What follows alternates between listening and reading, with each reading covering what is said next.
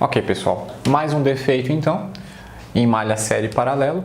Aqui foi medido 6,2 volts nesse ponto. Então o que nós faremos? Vamos definir qual que é a queda de tensão. Aqui já está definido, né? Está caindo C, como já está definido, porque aqui é a referência ao GND, então aqui até aqui está caindo 6,2 volts de queda. A diferença em relação à fonte está caindo sobre o resistor R1. Então, 6 para 12 dá 5,8 volts. 5,8 volts que está caindo sobre R1.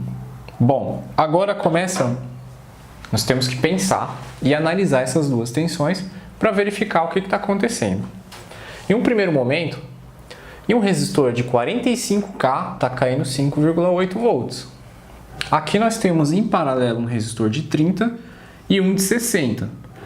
Se a gente nos lembrarmos da regra que o paralelo é sempre a equivalência, o resistor equivalente de dois resistores em paralelo é sempre menor que o menor, então se aqui é 30, o equivalente nós nem precisamos calcular, porque a gente já sabe que tem que ser menor do que 30.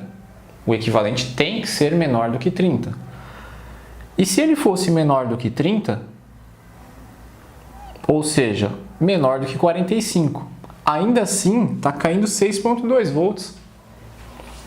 Se aqui eu tenho 45, está caindo 5,8, aqui, se estivesse bom, teria menos que 30 caindo 6,2, está errado, não poderia. Essa tensão deveria ser menor.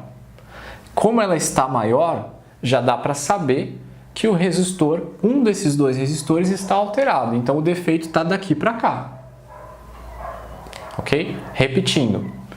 Se sobre um resistor de 45K está caindo 5,8, sobre o paralelo tem 6,2, significa que a resistência equivalente aqui embaixo é um pouco maior do que a de cima. Um pouco maior do que a de cima. Se o circuito estivesse bom, a resistência equivalente seria menor do que 30K. 45 é maior, então não tem outra explicação a não ser que um dos dois esteja alterado. Vamos agora pensar da seguinte maneira. Se esse aqui tivesse alterado, faria o equivalente subir a tensão? Não, porque se esse aqui fosse maior, ainda assim o equivalente seria menor do que 30. Então a única explicação para essa tensão subir dessa maneira seria esse aqui alterar de valor, e não esse. Então o defeito está claro. Esse aqui está alterado. Bom, pessoal, vamos continuar aqui então. Eu vou colocar mais um resistor. Vou colocar um resistor de 470 ohms, ligado em série aqui embaixo.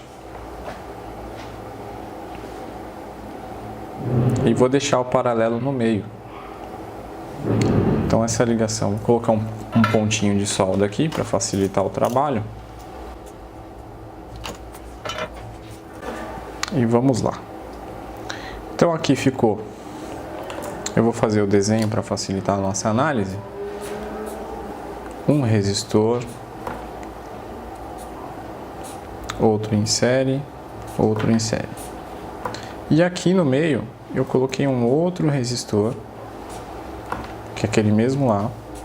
Esse aqui é 1K, esse é 1K, esse aqui também 1K e aqui um de 470 ohms. E aqui os mesmos 30 volts. Bom, como nós já sabemos, o paralelo entre 1K e 1K é 500 ohms. Então vamos dizer que aqui é o mesmo que ter um único resistor de 500 ohms.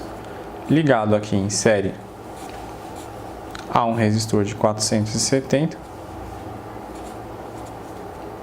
e um outro de 1K.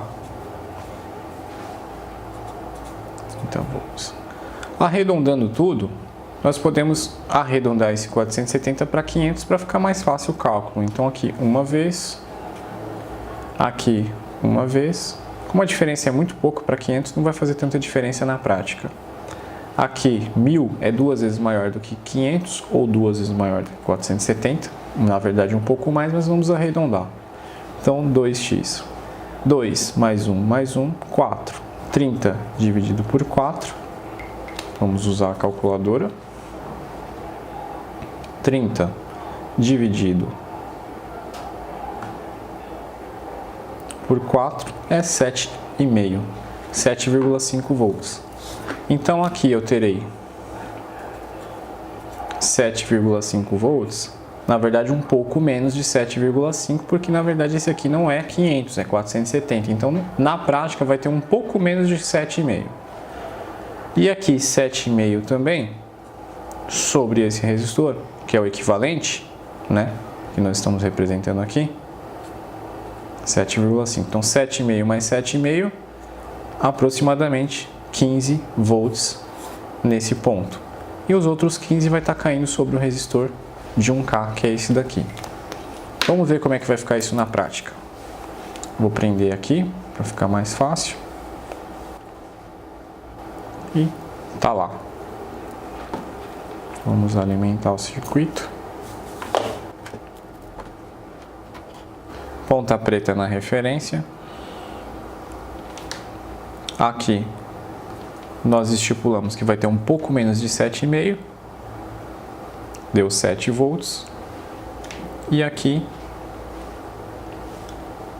15, que nós já havíamos estipulado, deu 14,7. Então, dentro das tolerâncias normais, perfeito. E se nós invertermos o circuito, o que vai acontecer? Vamos inverter para ver.